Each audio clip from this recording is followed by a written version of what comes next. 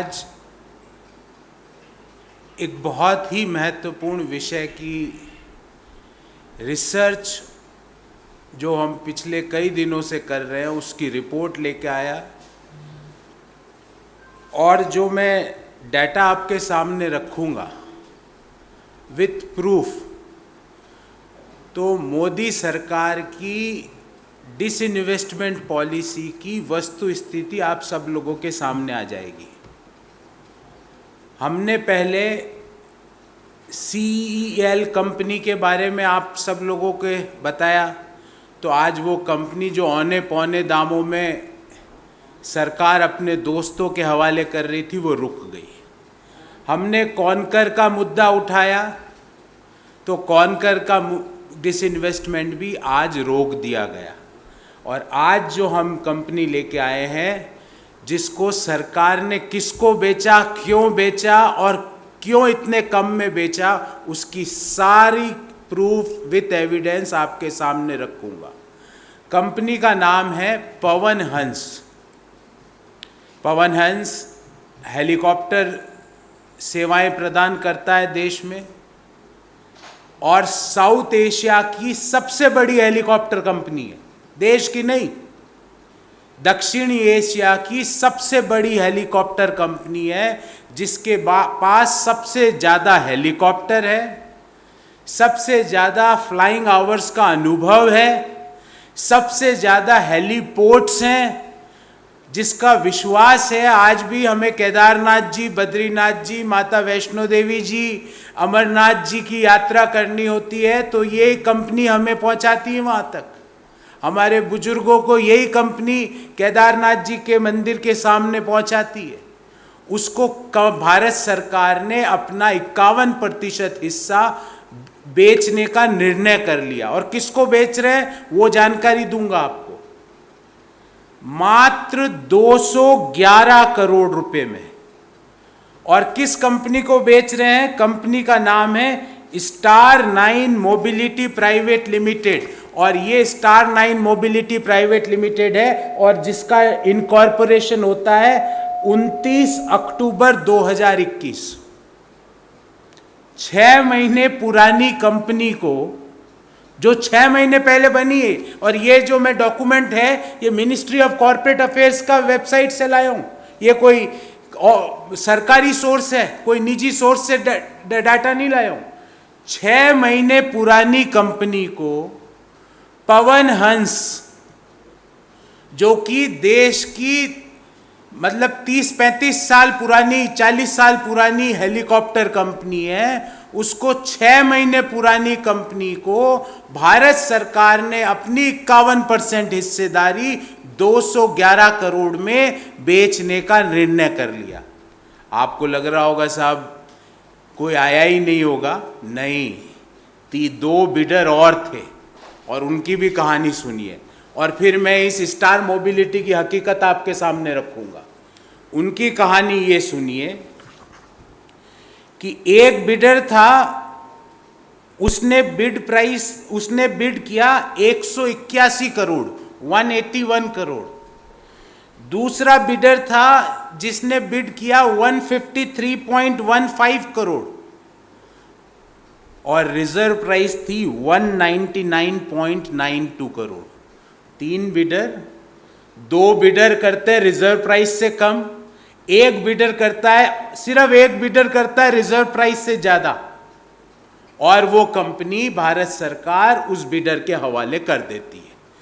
199.92, लगभग 200 crore reserve price से मात्र 11 करोड़, और 11 अपने यहाँ बड़ा लकी शुगनी नंबर है, तो सरकार ने रिजर्व प्राइस के 11 करोड़ रुपए ज्यादा दे लेके अपनी 51% हिस्सेदारी पवन हंस की, जो कि सबसे पुरानी दक्षिण एशिया की हेलीकॉप्टर कंपनी है, वो 6 महीने पुरानी कंपनी के हवाले कर दिया, जिसका नाम है स्टार 9 मोबिलिटी प्राइवेट लिमिटेड।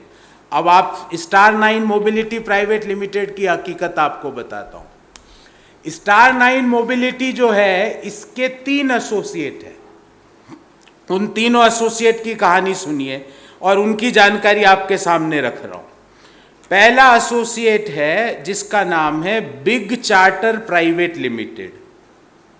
दूसरा एसोसिएट है, उसका नाम है महाराजा एविएशन प्राइवेट लिमिटेड। और तीसरा एसोसिएट है, उसका नाम है Almas global opportunity fund, SPC. तो सबसे पहले तो ये अल्मास ग्लोबल अपॉर्चुनिटी फंड कहाँ है? क्लेमेन आइलैंड में, हिंदुस्तान में नहीं है। और क्लेमेन आइलैंड में क्या होता है? मोदी जी पहले 2014 से पहले बताते थे कि वहां से जो ब्लैक मनी पड़ी है वो देश में लेके आएंगे और सबके खाते में 15 लाख रुपए जमा होंगे। और आज एक ऐसी कंपनी जो क्लेमेन आइलैंड में है उसको देश की सबसे बड़ी हेलीकॉप्टर कंपनी पकड़ा दी।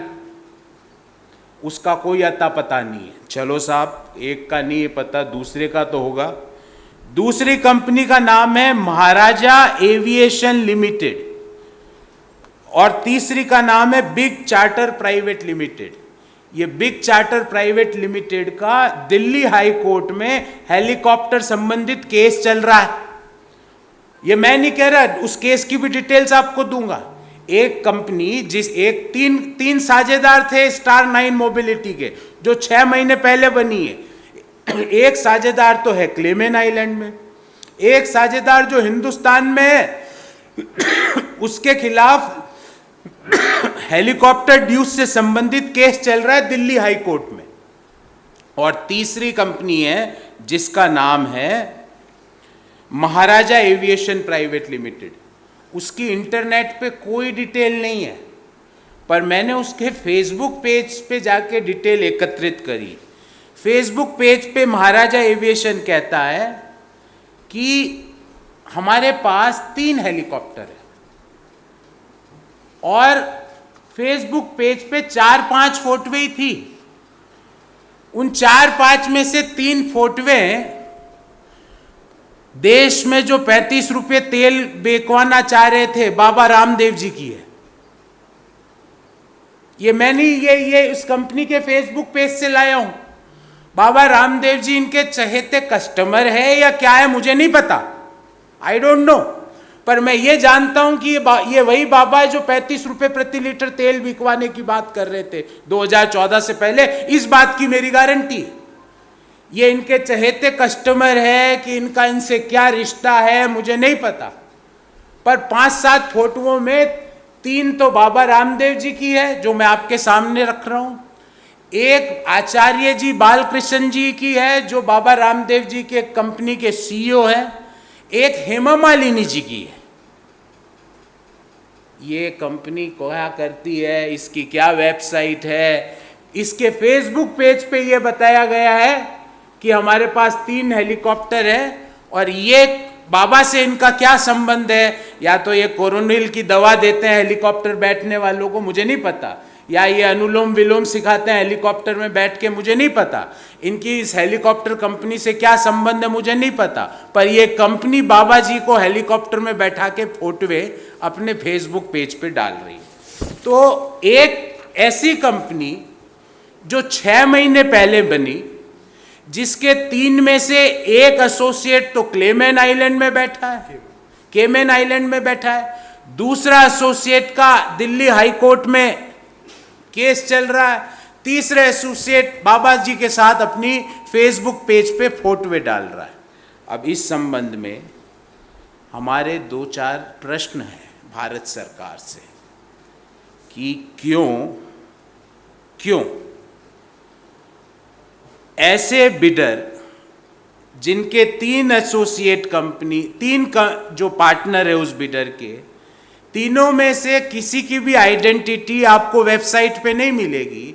जो कंपनी 6 महीने पहले बनी, गवर्नमेंट ने अपनी सार्वजनिक क्षेत्र की हेलीकॉप्टर कंपनी को 211 करोड़ रुपए मात्र में ऐसे लोगों के हवाले करने का निर्णय क्यों किया? Point number 1। पॉइंट नंबर 2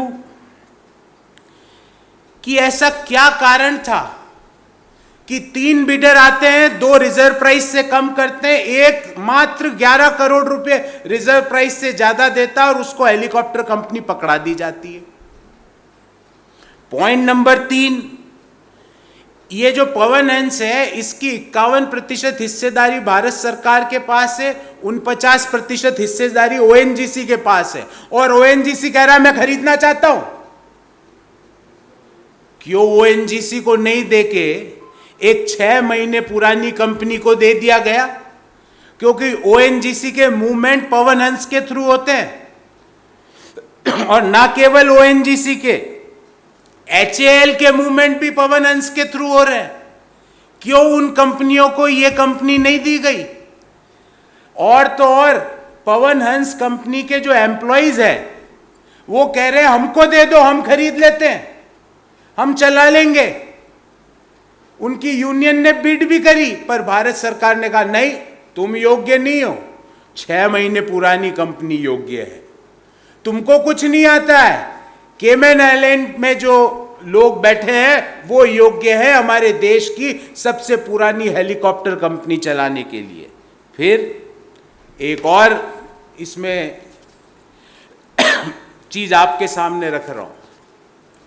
मैंने पिछले 12 साल का इस कंपनी का प्रॉफिट और रेवेन्यूज आपके सामने रख रहा।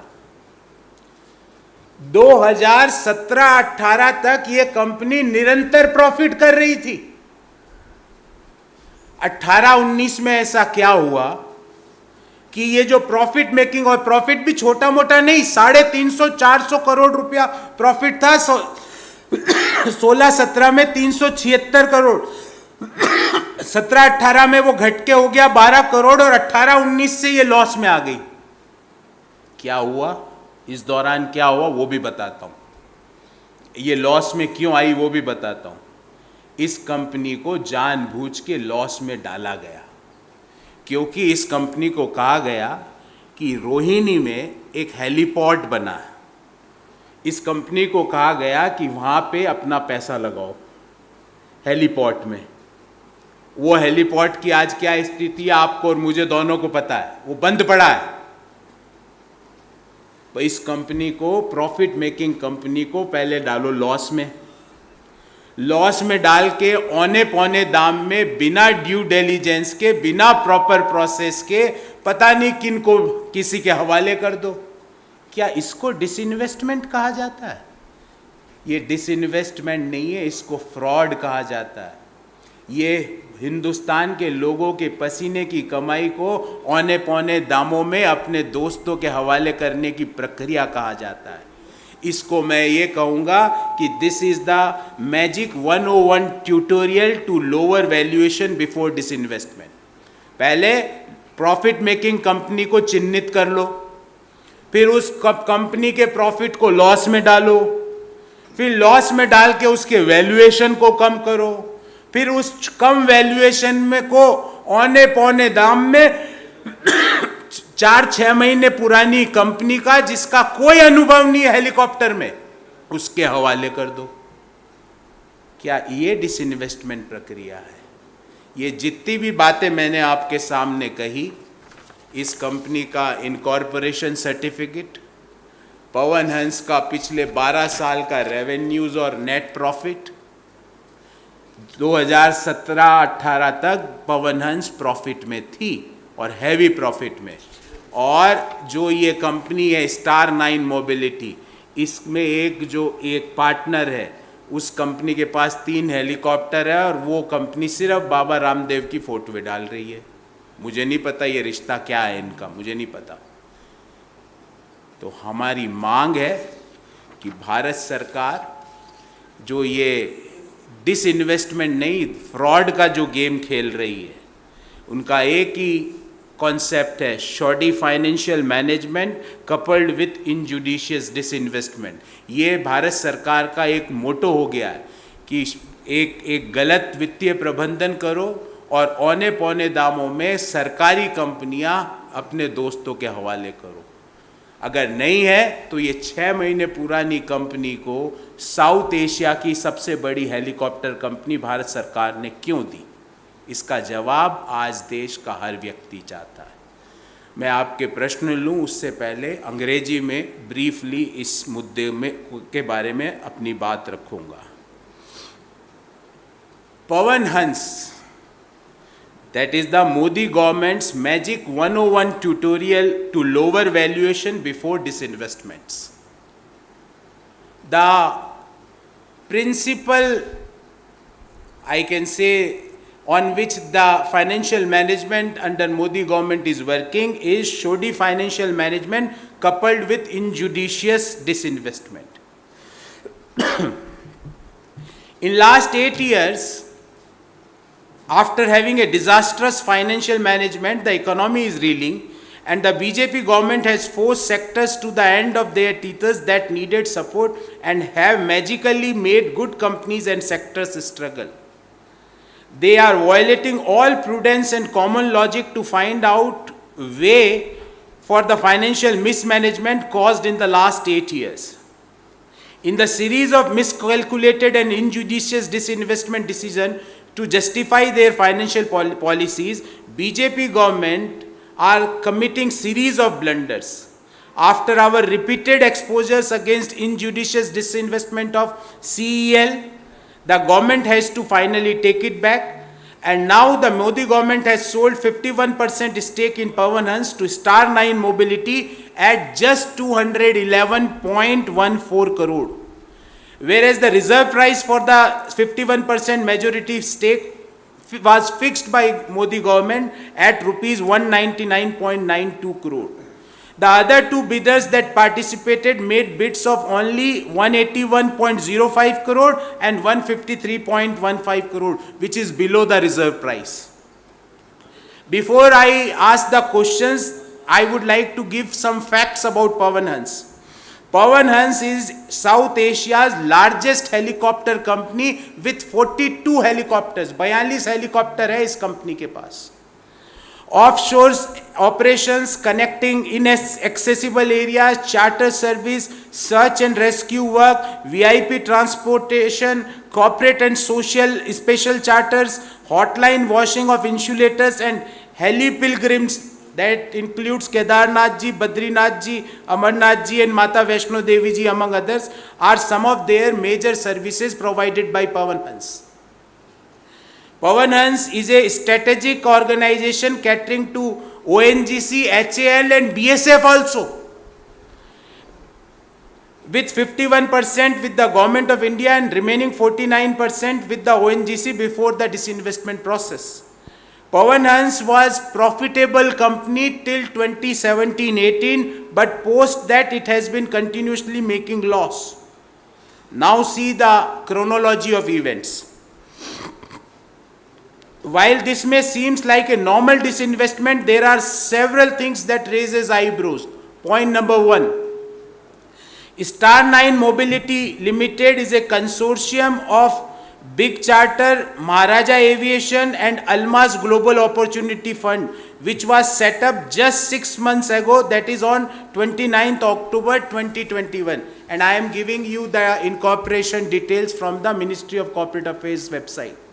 That a company which was incorporated 6 months back was handed over the oldest helicopter company of South Asia with a fleet of 42 helicopters. Point number 2. Star 9 Mobility doesn't have any helicopter of its own, while Big Charter Private Limited has 3 helicopters, and Almas Global Opportunity Fund is set up under the jurisdiction of Cayman Island and had no correlation or experience in this sector. Point number 3. There is a court case ongoing between Big Charter and Azan Aviation Private Limited in the Delhi High Court. मतलब जिस company के खिलाफ case चल रहे हैं, जिसका एक promoter केमन आइलैंड में है और तीसरा बाबा रामदेव जी की फोटोएं डाल रहा है, जिसको 6 महीने पहले जो कंपनी बनी है उसको साउथ एशिया की सबसे बड़ी और सबसे पुरानी, जिसमें 42 हेलीकॉप्टर है, वो कंपनी आपने हवाले कर दी. Point number 4. Pawan Hans Employee Union also expressed interest in participating in the disinvestment process and has also recommended that Pawan Hans be merged with ONGC or made a subsidiary company, but the government had brushed it off. Employee Union is telling that we want to buy this, we will run this company. The ONGC is telling make this company a subsidiary of ONGC. But government is not interested in all those. Pawan Hans made a net profit of 242.78 crore in 2016-17, but has gone to losses from 18-19. Means 1 year net profit. I am giving one data which is very interesting. The net profit of 16-17 of Pawan Hans is 376.23 crore, which is higher than at what value Pawan Hans is sold off. एक साल का net profit इस company का है 376 करोड़ और 211 करोड़ में company बेच दी. In this regard, we had few questions. Question number 1. With details available about the bidders and their consortium, where there are red flags in all three companies, how did the government agree to such a deal? एक सारी detail पता है. इस company का एक साल का profit 376 crore और इस कंपनी को बेच दिया 211 करोड़ में. ऐसी कंपनी को जिसका इनकॉर्पोरेशन जो 6 महीने पहले बनी है और उस कंपनी के 3 प्रमोटर है, एक केमेन आइलैंड में बैठे हैं, दूसरे का खिलाफ दिल्ली हाईकोर्ट में केस चल रहा है और तीसरे के पास 3 हेलीकॉप्टर है और वो बाबा रामदेव जी की फोटो में अपने फेसबुक पेज पे डाल रहे हैं. उनकी वेबसाइट उपलब्ध नहीं है. Question number 2. When there were 3 bidders that participated in the disinvestment process, but only one bidder bid over the reserve price, what was the government's reason to go ahead with just one proper bid? जब आपके पास 3 bidders ने bid लगाई, 2 ने reserve price से कम पैसा लगाया, मात्र 1 ने रिजर्व प्राइस से 11 करोड़ रुपए ज्यादा लगाया, आप ऐसे डिसइन्वेस्टमेंट को आगे क्यों ले जा रहे हो? ऐसी क्या बाध्यता है? Question number 3. Did the government explore merging Pawan Hans with ONGC, keeping in mind that ONGC have 49% stake in Pawan Hans and Pawan Hans plays a strategic role with ONGC, HAL and BSF? क्या government ने एक बार भी सोचा कि पवन हंस को ONGC के हवाले कर दें, क्योंकि 49% हिस्सेदारी पवन हंस में ONGC की है. वो खरीदना भी चाहता था. पवन हंस के एम्प्लॉइज कह रहे थे कि हम खरीद लेते हैं और रन कर लेंगे, पर उन्होंने कहा नहीं, तुम्हें सिर्फ 40 साल का अनुभव है, मैं सिर्फ 6 महीने पुरानी कंपनी के हवाले करूंगा. ये 42 हेलीकॉप्टर की कंपनी, जिसके पास 42 हेलीकॉप्टर है, 10 लाख घंटों से ज़्यादा उड़ने का अनुभव है, लाखों लैंडिंग और टेक ऑफ का अनुभव है, उस कंपनी को 211 करोड़ रुपए में 6 महीने पुरानी कंपनी के हवाले कर दिया. And last but not least, a company that has been consistently making net profit suddenly starts making loss since 18-19, around the same time when the disinvestment was first processed. Is this again an attempt to lower the valuation to ease sale to someone who would benefit? एक company जो 17-18 तक profit देती है, जिसका 1 साल का profit उसके पूरे वैल्यूएशन से ज़्यादा है, और 18-19 में अचानक से लॉस में आ जाती है. और ध्यान रहे 18-19 में ही पवन हंस का डिसइन्वेस्टमेंट का प्रोसेस चालू होता है. ऐसी क्या बाध्यता है कि हमारे देश के लोगों की कमाई, हमारे देश के लोगों के अनुभव, हमारे देश के लोगों का परिचालन का, प्रबंधन का जो अनुभव है, वो सब मिक्स करके आप औने पौने दाम में ऐसे लोगों को भारत की पब्लिक सेक्टर कंपनियां दे रहे हो, जिस कंपनी को 10 लाख 1 मिलियन आवर्स से ज़्यादा का फ्लाइंग एक्सपीरियंस है, जिस कंपनी के पास कई हेलीपोर्ट्स हैं जो जिनके आधिपत्य में हैं, जिस कंपनी साउथ एशिया की सबसे बड़ी हेलीकॉप्टर कंपनी है, जिस कंपनी के पास 42 हेलीकॉप्टर है, जो कंपनी आज भी हमें अगर आप बद्रीनाथ जी जाना होता है, केदारनाथ जी माता पिता को लेके, क्योंकि वो नहीं चढ़ सकते, तो इस पवन हंस के हेलीकॉप्टर में बैठा के ले जाते हैं।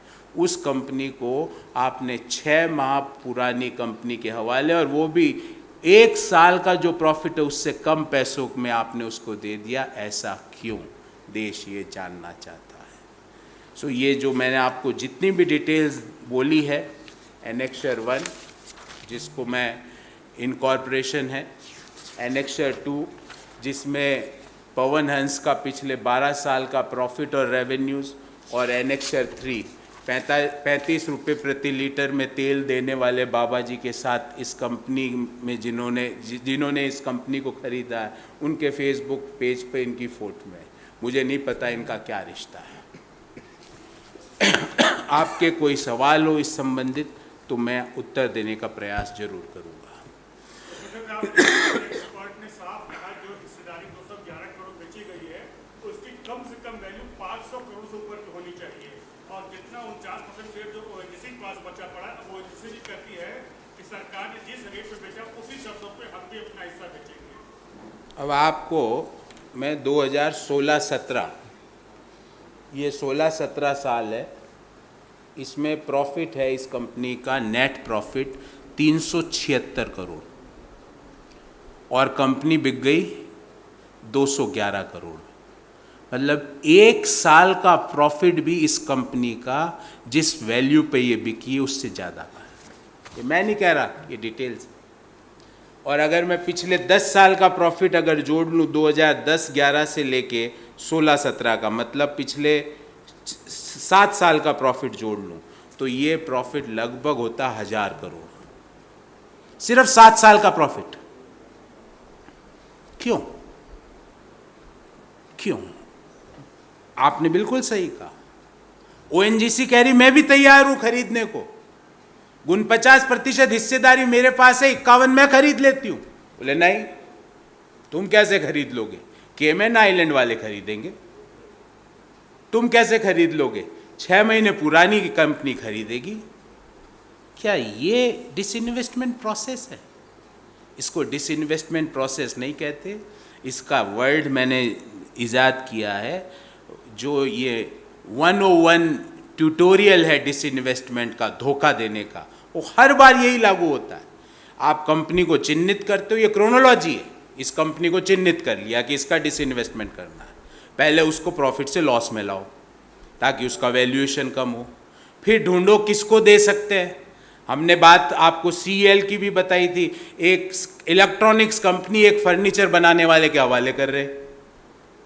कांग्रेस पार्टी ने जब इसके विरोध में अपने स्वर उठाए तो बंद किया। हमने कॉनकर की बात करी, कॉनकर अडानी बिना खरीदे ही बोल रहा है कि कॉनकर को खरीदना हमारे लिए एक ठंडी हवा का झोंका है, और वो भी प्रॉफिट में चल रही है, ये कंपनी भी प्रॉफिट में चल रही है। प्रॉफिट मेकिंग कंपनियों को आप लोअर वैल्यूएशन करके क्यों औने पौने दाम में ऐसे लोगों के हवाले करना चाहते हो जिनको कोई अनुभव नहीं है उस चीज का, कोई लेना देना नहीं है उनके उस बिजनेस से, उनके हवाले कर दिया। केमैन आइलैंड कंपनी को हवाले कर दी हेलीकॉप्टर की कंपनी, पता नहीं।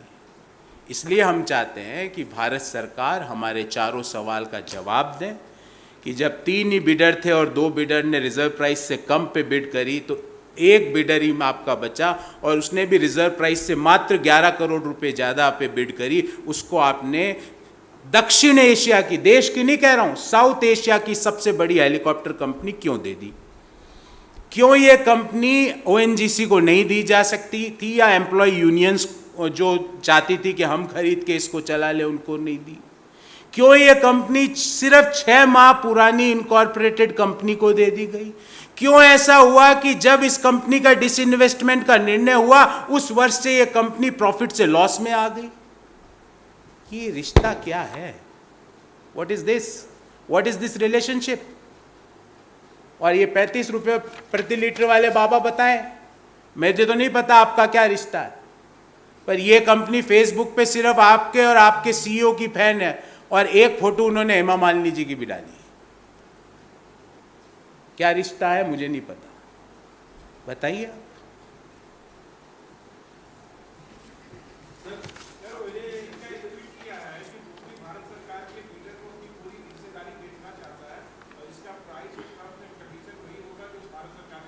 अब ओएनजीसी क्या बोलेगी?